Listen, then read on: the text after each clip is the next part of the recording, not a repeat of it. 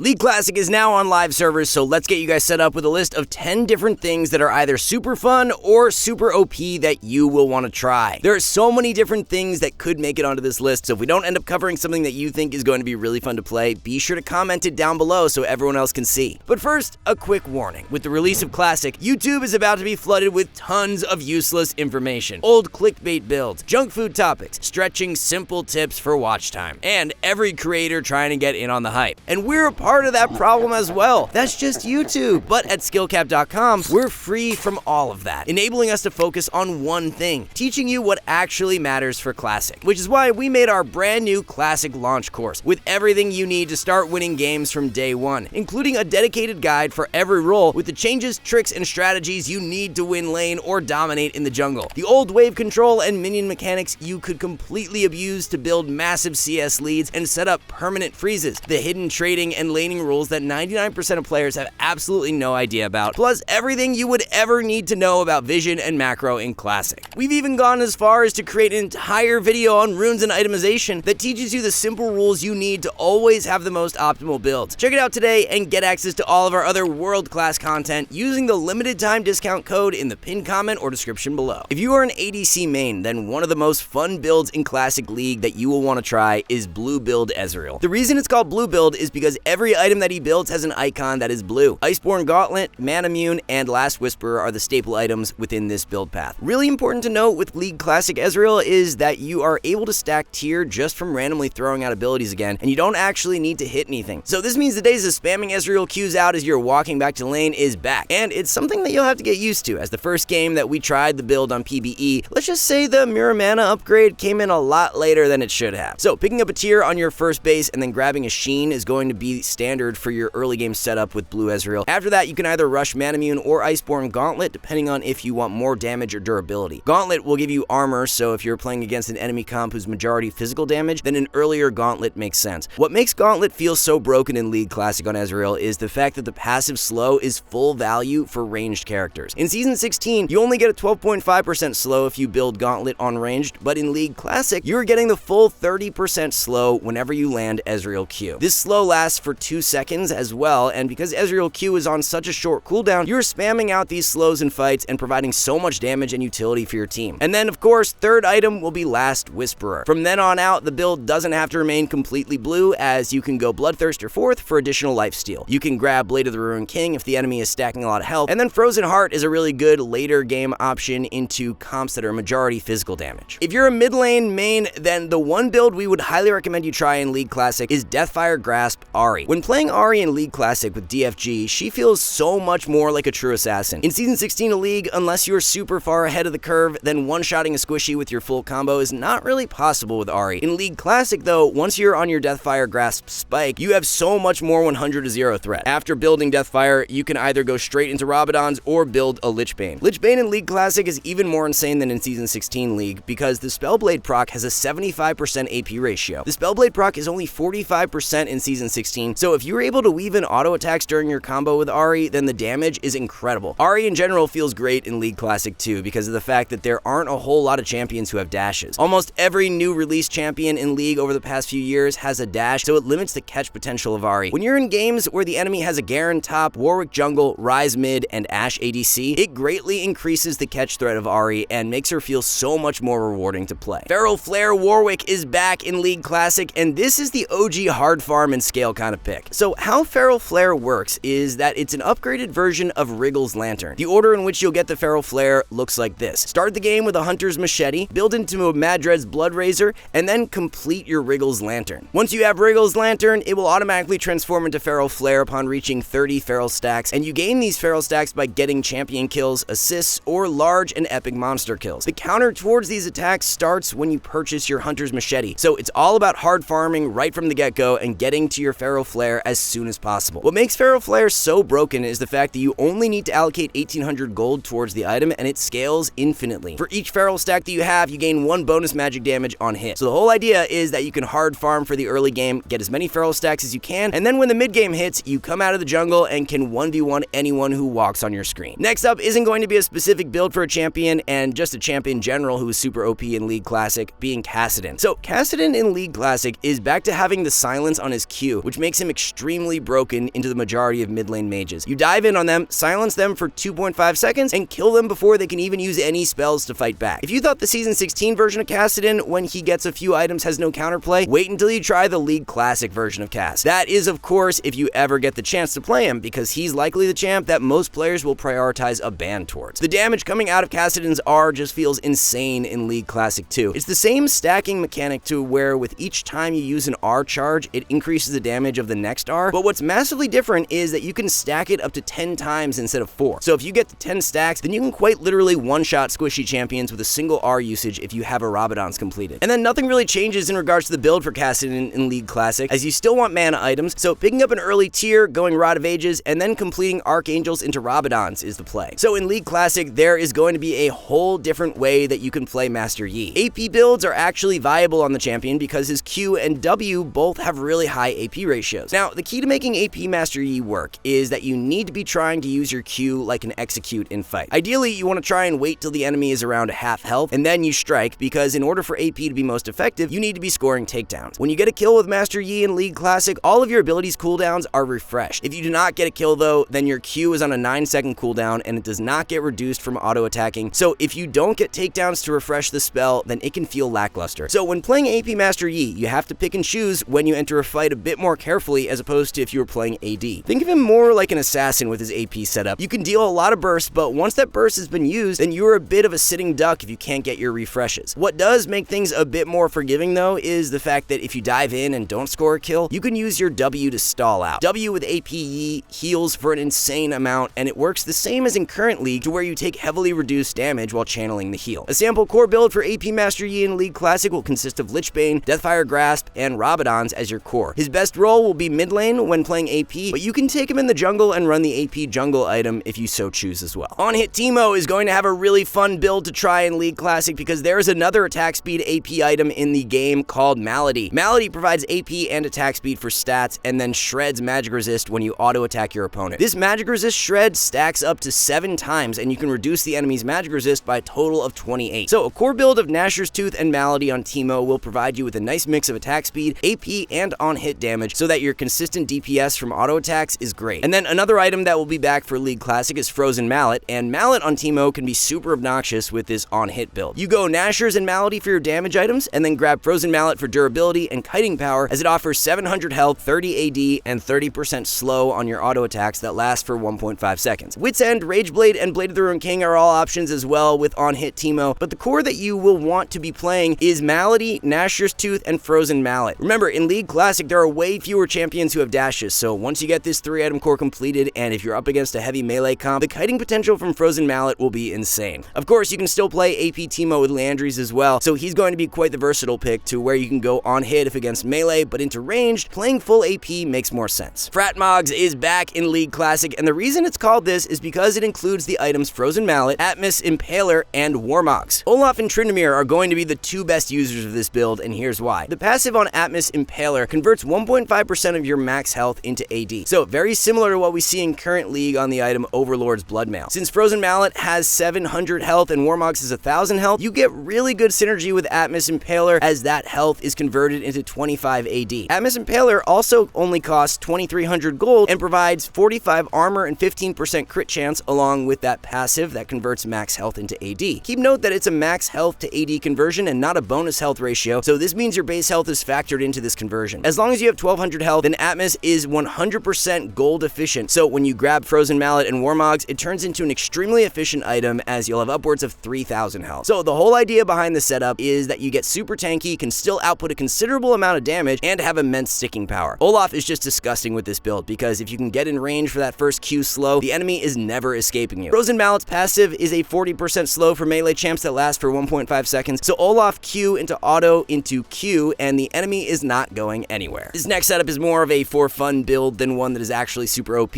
as it's full AP Scion. So AP Scion will be a thing again in League Classic because his Q and W will both have AP ratios. Scion Q is a point-and-click stun, so the combo would work so that you activate your W, throw out your Deathfire Grasp active, stun the enemy with your Q, and then while they are stunned, your W damage will pop, so it's a completely uncounterable burst combo as long as you get in range of your Q stun. The only major issue with AP Scion is that his mana pool is super low, so you throw out a few Qs and you're just out of mana. mana. To help counteract this, rushing Lich Bane is a good idea because it provides mana in League Classic. Lich Bane passive proc also works great with AP Scion because it's easy for you to weave in the Spellblade auto attack proc when you have the enemy stunned with Q. So Lich Bane into Deathfire Grasp, and then Rabadon's is the ultimate burst setup if you want to give AP Scion a go. Tryndamere in League Classic is so much more insane than in Season 16 League because of the rune and mastery system. In Masteries, there is a rune in the offensive tree that actually has the name Lethality, and this Lethality mastery gives you 10% crit. And then there are crit runes as well, so you are able to get so much more crit in the early game to boost your all-in threat. Of course, when you stack up your Fury with Trynd, then you are gaining crit as well, like always, so your all-in plays during the early game are so much more threatening with all this additional crit chance. Take Ignite for your summoner spell, stack up as much Fury on the minion wave as possible at level 1, and then when you get your level 2, look to play around the RNG of crits. If you're hitting the minion wave and for 2 auto attacks in a row you do not crit, then it's very likely on your next few attacks you're going to crit, so that's how you can look to maximize early all-in plays. Lee Sin is likely going to be a very popular jungler in League Classic, just like he is in the current state of League, so there's a really fun setup you should look to try out. Since ward hopping is so core to Lee Sin's kit, a really cool strategy that you can run in League Classic is building Sightstone as an item. Sightstone is going to cost you 800 gold, providing 150 health, and a passive that grants 3 ward charges. These ward charges refresh every time you return to base, so it's a relatively cheap item that gives Lee Sin so much additional mobility for mid to late game fights. The constant playmaking potential of Lee Sin becomes so much greater when he has Sightstone because he has the ability to ward hop 3 times throughout a skirmish. Of course, you're giving up a bit of damage by having to build Sightstone, but you can't really put a value on the amount of additional playmaking potential that the item will provide you during the game. Being able to constantly ward hop just makes the champ feel so much better to play, even if you're lacking a bit of damage. If you're a Lee Sin player and you never got to play this version of Lee with Sightstone, then it's something we would highly recommend you try in League Classic. Now, definitely don't straight up rush your Sightstone though. You want to complete your jungle item first, and then once you've got that, a Sightstone into Ravenous Hydra can work really well for your core build. We've seen it with old school RuneScape, we've seen it with Classic WoW, and now League Classic is about to be the next big thing. Opportunities like this come around once, and while everyone else is stuck trying to figure things out, you can start with all the answers thanks to our brand new Classic launch course, including a dedicated guide for every role with everything you need to know to stomp lane or dominate in the jungle, as well as must-watch videos on macro, trading, vision and ward placement, wave control, and even itemization, including all of the broken and forgotten strategies that 99% of players have no idea even exist. Check out the full course today and gain access to all of our other world-famous content using the exclusive link in the pinned comment or description below. So there you have it, everyone. Those are 10 of the most OP or fun things coming to League Classic that you should definitely look to try out. Thank you all so much for watching, and let us know if you'd like to see more League Classic content down in the comments below.